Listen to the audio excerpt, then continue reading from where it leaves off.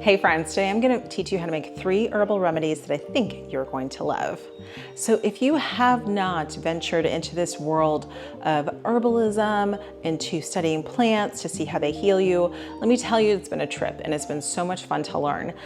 If this is something that you're interested in, I highly suggest studying at Herbal Academy. This is where I have been studying.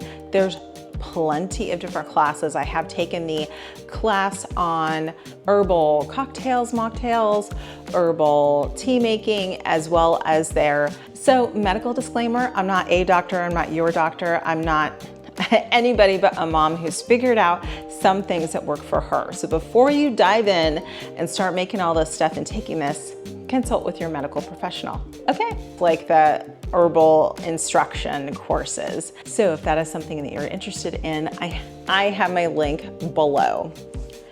I also want to recommend this Encyclopedia of Herbal Medicine. This thing is fantastic. And I'm going to show you why. Because you look up in the back of the book what herb you're thinking about, and it takes you here, where it tells you all about the herb and why it's fantastic or not, and any warnings or anything like that.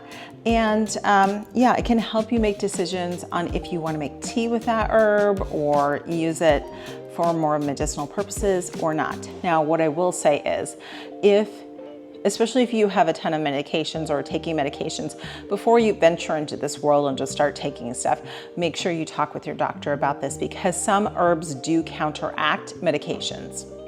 So what it says about garlic here, so I'm going to read you what this says about garlic. So what this says about garlic here is it's known for its pungent odor and flavor. It's an ideal herbal medicine, being completely safe for home use and powerful treatment for a host of health problems. It counters many infections, including nose, throat, and chest, and reduces cholesterol, helps circulatory disorders such as blood pressure, and lowers blood sugar. Sounds fantastic. Okay, this is garlic. And like it said, garlic helps with a lot of issues like congestion and stuff like that. Anyway, so you can do your own research by getting books like that. We're going over 3 recipes today. The first is actually garlic honey. The second is immunity honey. And the third is fire cider. If you haven't made any of these, that's cool. The recipe for all of these are on my blog, or if you subscribe to my Substack, you get all of these emailed to you. Isn't that easy peasy? So let's first talk about garlic honey, what it is and why this is important. As you heard from the book, garlic has many uses. And this recipe is literally, you take raw garlic, put a bunch of cloves in a jar, and fill it with honey. I like to buy the organic garlic from Costco. So Costco is great for getting the big bag of garlic, and there's also a big container of ginger, which we did use in the other 2 recipes as well. So that's a good place to source your garlic if you're looking for some. This is great if you just are feeling kind of gross, kind of feeling kind of sick. Maybe you don't know, or maybe you just shook hands with someone that you found out had the plague or something. I don't know. But I will frequently have a clove of garlic. Maybe it's the Italian to me, I don't know. But what I found is that the garlic is super helpful. Our next recipe is what I call immunity honey. Immunity honey. Okay, so we're gonna take a couple things and put them in a little jar, and that way we can have the honey and our kids can have the honey, and then they can not complain this stuff doesn't taste good, okay? So I have a bunch of cinnamon sticks left. I think that's enough. So we're gonna take fresh ginger. We can lay this flat in the jar. Okay, and I have 4 previously frozen garlic cloves. If you do not have these things fresh, you can also use dried. That's totally fine too. To this mixture, we're also going to add a teaspoon of cayenne. It's already making my eyes water. I think I'm just gonna do a half teaspoon, otherwise my kids are never gonna eat this. Okay, so what we're gonna do is you can either use this is my local honey or honey from Costco, whatever you have. And we're just gonna cover these spices, okay? And like I said, you can just do them ground with whatever you have, okay? What's the idea here? The idea here is that the honey will absorb all the good stuff from the spices and herbs and stuff like that. Okay, one thing I'm gonna point out about any of these combinations where you have honey and then you also have something in there. You see how the garlic keeps bobbing to the top, and so does the ginger? Until these items become saturated, they are going to continue doing that. So this is why I will like turn these items upside down and make sure you don't have a leak. Okay, I had a leak in one the other day. I didn't notice it. My son actually pointed it out. Mom, something leaked all over the fridge. We just need to shake up this jar until everything is saturated. Then you can go ahead and, like, if you like ginger, have a little piece of ginger. Have a little piece of garlic. Garlic is great for you in so many ways. The cinnamon sticks, you could put them in your tea. So what you want is this honey that's really saturated with these spices that support your immune system. So for the next recipe, let's talk about our fire cider. Fire cider was actually created by Rosemary Gladstar, and she has a whole book, I'll put it here, talking about what fire cider is. This is apple cider vinegar plus all of the stuff that's really good for you from Mother Nature. What is this? Fire cider includes things that are hot. Why? Because a lot of times things that are spicy also kill infection and kill off any of the bad buggies that you might be experiencing. One of the great things about fire cider is that it lasts all year long. Because this tastes like death, and I'm not joking when I say it tastes like death. It tastes really bad.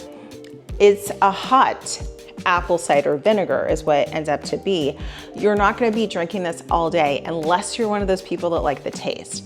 What we have going on in here is our herbs from our yard. So I included oregano, rosemary, and thyme, all really powerful herbs.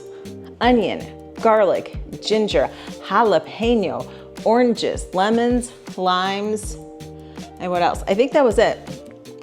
You can get really creative with your fire cider. Last year I used some elderberry that I had, some dried elderberries, and it turned out to be this beautiful purple color. So you can really get creative here and use whatever is at your disposal. I know that a lot of people use horseradish in their fire cider because it has that spiciness, right? And that's what we want in a fire cider. But let me tell you guys, for some reason, horseradish has been really a challenging thing to find here in Central Texas, and I don't exactly know why. And someone just told me today I can special order it from my local grocery store, but again, it's a specialty item. So what we're going to do is chop all of these items that we have, and we're gonna put them in this jar. We are gonna fill the jar with apple cider vinegar, and we're gonna leave it for 6 weeks, and then we're going to strain it. Now, here's something that's really interesting. What you have left once you strain it is obviously liquids and solids, but the solids that are left, like the onion, the herbs, all of the things, you can dry that. And actually, I know a lot of people that they like to dry it in a dehydrator, and they will pulverize it in a food processor, and they'll use that as a spice for chicken or whatever. And I haven't done that. I may do that this year. I don't know, it sounds like a lot of work, but you're using every last ounce of goodness from these ingredients. So I might give it a shot. One thing about this fire cider, like I said, it's gonna taste like death. It's gonna taste like spicy apple cider vinegar. And for a lot of people, that is no bueno. Like that's not something you wanna consume every day. So I would add honey. So the recipe calls for a 1/4 cup to a 1/2 cup honey. Generally with a jar this size, you're going to result in a quart of liquid. That's been my experience. But I did not use a full quart of apple cider. And I guess I filled the jar fuller than I did last year because I got a full quart of liquid back. We'll see what ends up happening. But for about a quart, you could probably use up to a 1/2 cup of honey. I know that's a lot of honey, but yeah, it does not taste great for a lot of people. So just play around with this and see what you want to do in relation to adding honey or not. And actually I didn't add anything to this last year when I made it. And what's so funny is I don't think if you add honey or not, if it's gonna help. My kids still think it tastes like death. So here's why you should consider making your own home remedy. You're saving yourself time, money, headache, and you're knowing where your products have come from. My concern with buying over-the-counter stuff from the store is not just the fact that, remember a couple years ago when the FDA said that they didn't work. Yeah, I'll put a picture of that article somewhere so you can find that. But the FDA did say that. They said that like NyQuil didn't work. I'm like, why am I buying it? Why am I buying the big 2-pack at Costco for like 30 bucks? And if it doesn't work, what does work? So it made me rethink why we are even bothering to purchase this stuff from the grocery store. So you're saving yourself time, money, more money by not having to buy over-the-counter stuff, and you know what ingredients are in them. All right, friends, I hope you got something out of this video. Please like and subscribe and share this with a friend who you think needs to learn how to make some home remedies. And again, I didn't make all of this stuff up myself. I've been learning, slowly learning throughout the years, and I find that resources are really great. So make sure you go to Herbal Academy. They have a great blog that has really good recipes too. And my friend here at the Encyclopedia of Herbal Medicine is so good. All right, friends, thanks for hanging out with me today. I hope I will see you again in the next video. Don't forget to like and subscribe and share this with a friend who you think needs how to make things like this. I'll see you next time.